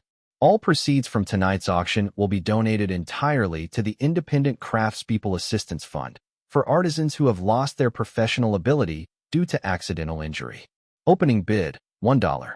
The words, opening bid, $1, were still echoing in the air when someone in the back row thrust their paddle up and roared, 500,000. A second paddle flipped, 1 million. Then a third, 1.5 million. 2 million, plus commission. 2.2 million. Don't fight me on this. 2.5. Paddles rose and fell in rapid succession. Within less than 2 minutes, the price had been driven past 3 million. Every industry insider in the room understood the historic value of this brooch, the witness piece to Lumen's first public appearance, the one-of-a-kind break the cage theme, the extreme technical difficulty. Even from a pure investment return perspective, the appreciation potential was incalculable. The final hammer price was $4,800,000. The person who placed the final bid was a man sitting in the very front row, a man who had not participated in the bidding at all until that moment. Dorian Shaw lowered his paddle, stood, buttoned his jacket, and, under the gaze of everyone present, spoke 4 words to Serafina on the stage. This piece is not for sale. Dead silence reclaimed the room. The host's mouth opened, unsure if he had heard correctly. Mr. Shaw, I will personally donate $4,800,000 in the name of Valois Group to the Independent Craftspeople Assistance Fund. Dorian's voice was not loud, but every corner of the room heard it clearly. Break the Cage will not enter the market. It will be permanently housed in the Valois Art Museum and exhibited to the public as a benchmark work of jewelry design since the 20th century. Then he turned to Serafina on the stage. His voice changed, from corporate CEO to something else entirely. Chief Designer Sterling, is that acceptable to you? Serafina stood on the stage, looking down at Dorian Shaw. The lights were too bright. She couldn't read his expression clearly, but she understood the meaning behind his words. He was telling the entire room, this person, this work, is worth more than 4.8 million. It is priceless. She smiled. She raised the microphone to her lips and spoke 2 words. Done. After the gala ended, Vivian Sterling was swept out of the hotel by the flow of the crowd. Her steps were unsteady, as if she were walking on cotton. Her mind buzzed. Lumen. Serafina was Lumen. The Serafina whose trophy she had stolen, whose studio she had stolen, whose every halo she had stolen, was Lumen. The legendary designer she had worshipped and envied her entire life. She had spent countless nights copying and studying Lumen's portfolio, trying to understand that ultimate sense of line and spatial imagination. She had thought Lumen was a genius forever out of reach, a peak she could only look up at, cling to, never surpass. Now she knew. That peak had always been standing right there in her own living room, and she had pushed it out the door with her own hands. The aftershocks of the charity gala were far from over. The next morning, Serafina's phone exploded. Not from media, not from brands, from relatives. The Sterling and Hawthorne relatives. Elder aunt, second uncle, cousins, distant aunts. The same relatives who had avoided her like the plague 3 years ago were now calling one after another, their voices warm and familiar as if the 3-year void had never existed. Her elder aunt, Margaret Sterling, wept on the phone. Serafina, you have to help your father. He's still your birth father. Sterling Jewelry was built by your mother.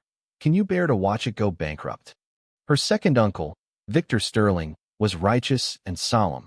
Vivian did wrong. There's no denying that. But you're still cousins. The same blood runs through your veins. Mercy over justice. Where's the harm in that? A cousin was more direct, asking to borrow money. My son needs to study abroad. We're just short 200,000. Serafina put the phone on speaker, set it on the table, and continued sketching designs for the new season while they performed on the other end. When everyone had finished speaking, she picked up the phone and sent a group reply. Every relative received the same sentence. 3 years ago, when you all stood by and did nothing, did any of you think about the same blood running through our veins? After sending it, she silenced her phone and went back to her sketches. That afternoon, Serafina received a court summons. Not her suing someone else. Vivian Sterling was countersuing her. Vivian was suing Serafina for reputational damage, claiming that the public airing of the video at the gala had caused her severe harm, demanding $500,000 in emotional distress compensation and a public apology. Serafina looked at the summons and smiled. This was exactly what she'd been waiting for, because a countersuit meant the court would formally enter the discovery phase, and the evidence she had not yet made public would, during this phase, be submitted to the court in full, becoming judicially established facts. Vivian thought the countersuit was a counterattack. She was actually opening her own grave with her own hands. 3 days later, the case formally opened at the City Intermediate Court. Serafina's side submitted a complete evidence chain hundreds of pages long, surveillance footage, phone recordings, bank transfer records, physical comparison authentication reports before and after the work switching, filed technical drawings. 6 categories of evidence, forming an unshakable evidentiary lock. Leonard Yu took the stand as an expert witness. He presented in court a detailed comparison between Serafina's original design drafts from 3 years ago and Vivian's competition entry. Over a dozen core design elements were nearly identical. In terms of detailing, Vivian's version showed clear signs of degradation and patchwork, consistent with the characteristics of a low-level reproduction of another's original work. In other words, plagiarism. Lucas Hawthorne's testimony was the final blow that crushed Vivian Sterling. He admitted on the stand that after Serafina was judged guilty of plagiarism, he had personally signed the document transferring Serafina's original copyrights to Vivian. Though he claimed he had been unaware at the time, he admitted the act of signing and the fact of the transfer itself. His testimony was accepted by the court as key corroborating evidence. Surveillance footage, recordings, authentication reports, witness testimony, plus Lucas Hawthorne's in-court admission of signing the copyright transfer document. 5 evidentiary threads, presented and analyzed by the prosecution, ultimately forming an airtight closed-loop evidence chain. The court pronounced its verdict. Vivian Sterling, guilty of copyright infringement, commercial fraud, and intentional infliction of bodily harm. Combined sentence, 11 years imprisonment, 3 years deprivation of political rights, plus fines and full restitution of illegal gains. Richard Sterling, guilty of copyright infringement and perjury. Sentence, 7 years imprisonment. Lucas Hawthorne, guilty of abetting. Sentence, 1 year 6 months, suspended for 2 years. Principal offender Helena Hawthorne, case handled separately. Due to involvement in other, more severe economic crimes, the case remained under further investigation. The sound of the gavel echoed through the courtroom. Serafina sat in the plaintiff's seat and closed her eyes for a moment. 3 years. The sound of that gavel. She had waited 3 years for it. She opened her eyes and saw Vivian Sterling in the defendant's dock across from her, being supported as she was let out, face the color of dirt, steps so weak she was practically being dragged. As Vivian passed the plaintiff's seat, her steps slowed. Her lips moved as if she wanted to speak, but in the end, nothing came out. She lowered her head and was taken away. Lucas Hawthorne looked at her from the gallery. He opened his mouth as if to say something. Serafina didn't give him the chance. She stood, turned, pushed open the side door of the courtroom, and walked into the sunlight outside. A few evenings later, the wind at the mouth of the old alley was cooler than it had been days before. Serafina came out of Annie Zhao's shop holding a bowl of freshly made red bean soup, about to head back to her room. There was a car parked at the mouth of the alley. A man leaned against the door. Lucas Hawthorne had lost more than just weight. His expensive suit hung loosely on his frame. The stubble on his chin hadn't been cleaned up. The dark circles under his eyes were so heavy it looked like he hadn't slept in days. He saw Serafina emerge and straightened up. His Adam's apple bobbed. Serafina. The court handed down a suspended sentence. I don't have to go inside. But I've lost everything. Hawthorne's board removed me as CEO. My mother's case is still in trial. He paused. His voice suddenly dropped, carrying a nearly imperceptible tremor. I came today to ask you one thing. If 3 years ago, I hadn't signed that copyright transfer agreement, if, at that time, I had stood up and spoken for you, between us, would there still have been a chance? Serafina stood there holding her red bean soup, looking at the man before her. 3 years ago, she had loved him, or thought she had.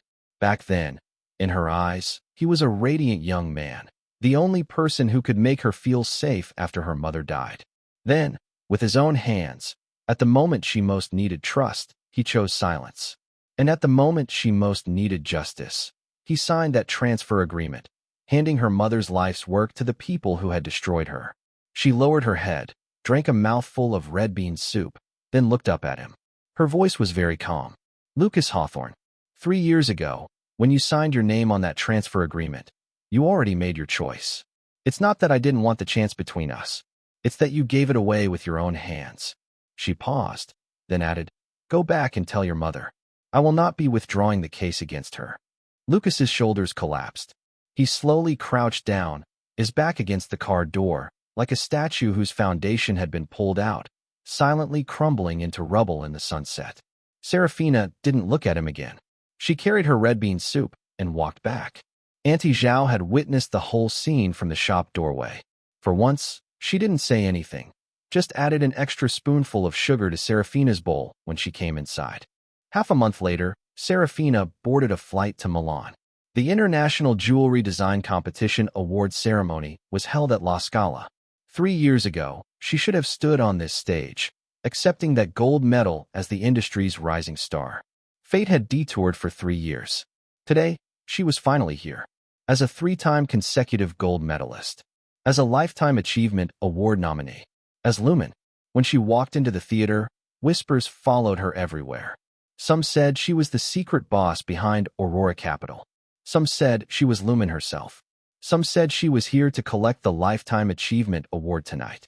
Every kind of speculation swirled through the air. No one could confirm any version. But everyone knew one thing. This woman was anything but ordinary. The ceremony reached its climax. The Design Gold Medal of the Year was announced. The presenter opened the envelope and read, The winning work is Return to the Nest. The winning designer, Lumen. The spotlight swept the room and came to rest on Serafina Sterling. She wore an emerald green gown tonight. Her earrings were a pair of simple silver studs, not a Valois masterpiece, not any luxury brand's haute couture collection. They were the same plain silver studs she had handmade herself 3 years ago when she set up her stall at the mouth of the alley. She had worn them everywhere for 3 years, a reminder of where she came from and where she was going. She rose. She walked through the thunderous applause onto the stage. She took the gold medal from the presenter's hands. It was heavier than she had imagined, and warmer. She set the trophy on the podium. She faced the globally broadcast cameras and the world's top designers seated before her. She spoke. Her English pronunciation was standard. Her voice was still soft, but every word carried the hardened texture of 3 years of relentless grinding. 3 years ago, someone told me, Your right hand is ruined. Your design career is finished. I am not standing here today to prove she was wrong. I just want to say, the moment a person is strongest is not when their hands are uninjured. It is when, after their hands are injured, they still refuse to put down the engraving tool. She raised her trophy and smiled. Thank you to everyone who believed in me. Thank you to the tailor Andy who took me in when I was setting up my stall at the mouth of the alley. Thank you to the teacher who preserved evidence for me for 3 years, unwavering. Thank you to Valois Group for giving me a stage. And finally, thank you to my mother. If she can see me from heaven, I want to tell her, Qingyu Studio, your daughter has taken it back. The entire hall rose in a standing ovation. The applause lasted for a very long time. In the VIP seats below, Dorian Shaw looked up at the woman blazing with light on the stage. His fingers brushed the small velvet box in the inner pocket of his suit jacket. He had brought this box to Milan, intending to find the right moment. But now, suddenly, he felt there was no rush. She didn't lack a man's commitment. What she had lacked was the applause of an entire world. So let her collect the applause first. The velvet box could wait a little longer. That night, Dorian Shaw booked a table at a restaurant near La Scala, a small place hidden in an alley. He had reserved the entire space. When Serafina walked in and saw the room full of flowers and candlelight, her first thought was, he's finally going to lay his cards on the table. She was right. After dinner, Dorian set down his wine glass and looked at her. Candlelight flickered in his eyes. Serafina Sterling, there's something I've been thinking about for a long time. I feel I should say it to you in person. Serafina lifted her glass and took a sip. Mr. Shaw, go ahead. The appointment letter for Valois Global Chief Designer. I've already had Jasper draft it. Salary, equity, authority over global ateliers. All set at the highest tier. This appointment letter has no conditions attached. Whether or not you sign with Valois, whatever you want to do in the future, this ring. He pulled out the small velvet box from his pocket, opened it, and pushed it across the table to her. A platinum ring rested quietly on the black velvet. Minimalist design. The only ornament. 2 words engraved on the inner band. Break the cage. It's not a proposal. His voice was still dry, but under the candlelight, the faint pink at the tips of his ears betrayed him. Serafina looked down at the ring. She was silent for a long time. The candlelight burned quietly in her eyes. Then she reached out, not for the ring, but to take Dorian's hand in hers. Dorian Shaw, have you ever considered a question? What question? From the first day I walked into Valois, you've been handing me things. The signing contract, the chief designer appointment letter, the 4.8 million at the charity auction, the global chief's top-tier salary, and this ring. She paused. Have you ever thought, when are you planning to hand me yourself? Dorian was stunned. He had spent his entire career cutting decisive deals in the business world. He had never been rendered speechless by a single sentence. She didn't need any of the things he was offering her. She wanted him. This realization made him suddenly laugh. A real laugh, the kind that came from somewhere deep. He leaned back in his chair, laughing until fine lines appeared at the corners of his eyes. He took the ring from the box, walked around the table, and knelt before her on one knee. This time, what he said was very simple. No detours. No business logic. Serafina Sterling, I love you. From the day you were setting up your stall at the mouth of the alley. Marry me. Serafina looked at the man kneeling before her. The candlelight softened the sharp edges of his face, gilding them in warmth. She extended her hand. He slid the ring onto her left ring finger. The size was perfect. The platinum band gleamed quietly on her slender finger. Yes. The epilogue came quickly and quietly. 3 months later, Qingyu Studio reopened its doors. The address was the same as before, but the space had doubled in size, 3 floors, upper and lower. The ground floor was the gallery and authentication lab. The second floor was the design atelier. The third floor was a rooftop terrace and tea room. Through Aurora Capital, Serafina had completed the bankruptcy restructuring and equity acquisition of Sterling Jewelry. Qingyu Studio was fully separated from the Sterling corporate structure as an independent brand, retaining the original name her mother Shin Qingyu had founded it with. A new haute couture line was added. The line was called Break the Cage. Leonard Yu was appointed as Qingyu Studio's chief authenticator, returning to the jewelry authentication work he loved. Auntie Zhao's tailor shop also moved into the ground floor space of Qingyu Studio. The new sign read Auntie Zhao's tailor shop. Next to it hung a smaller plaque, founded by the mother of the founder, her personal custom atelier. Opening day was a clear weekend. The old alley was packed with people who had come to offer congratulations. Neighbors, old clients, the newly elected board members of the Industry Association, Marguerite, who had flown in specially from Milan, and Dorian Shaw, in casual clothes, standing quietly at the back of the crowd, smiling. Serafina stood at the entrance of Qingyu Studio to cut the ribbon. She held the scissors in her right hand, steady and sure. One snip, and the red silk fell apart. She opened her right hand, then closed it, feeling the full strength in her fingers. For the first time in 3 years, This hand belonged entirely and completely to her. Auntie Zhao burst out of the shop carrying a large platter of red bean cakes, her voice booming as she called out to the neighbors. Come, come, everyone try some. Serafina's mother used to love my red bean cakes. This child grew up eating them. Serafina took a piece and bit into it. The filling was dense and smooth. The sweetness was just right. It tasted exactly the same as when she was little. She stood at the doorway of Qingyu Studio, chewing her red bean cake, watching the bustling crowd. The sunlight was warm on her face. Dorian Shaw had come up beside her at some point. He didn't say anything, just stood there, quietly watching her eat. When she finished the last bite, he spoke. Just got word. Helena Hawthorne's case had its final appeal verdict today. The original sentence stands. 12 years. Serafina listened. She was silent for 3 seconds. Then the corner of her mouth curved into a smile. Not a triumphant smile. Not the savage satisfaction of revenge. A lighter smile. The smile of someone who had finally turned the last page and could now close the book. Let's go. She brushed the pastry crumbs from her hands. I still have a design to work on this afternoon. That series you mentioned last time. Which series? Weren't you thinking about adding an independent designer collaboration series to Valois' accessible luxury line? I've already got the name. She turned and walked into the shop, tossing 2 words over her shoulder without looking back. First light.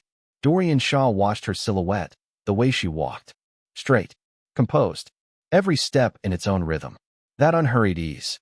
Exactly the same silhouette he had seen in the Valois lobby elevator the first time. The difference was, this time, her right hand wasn't in her pocket. It swung naturally at her side. He smiled. He lengthened his stride and followed her in. The sunlight was beautiful. The osmanthus blossoms in the old alley had bloomed. The whole alley smelled sweet.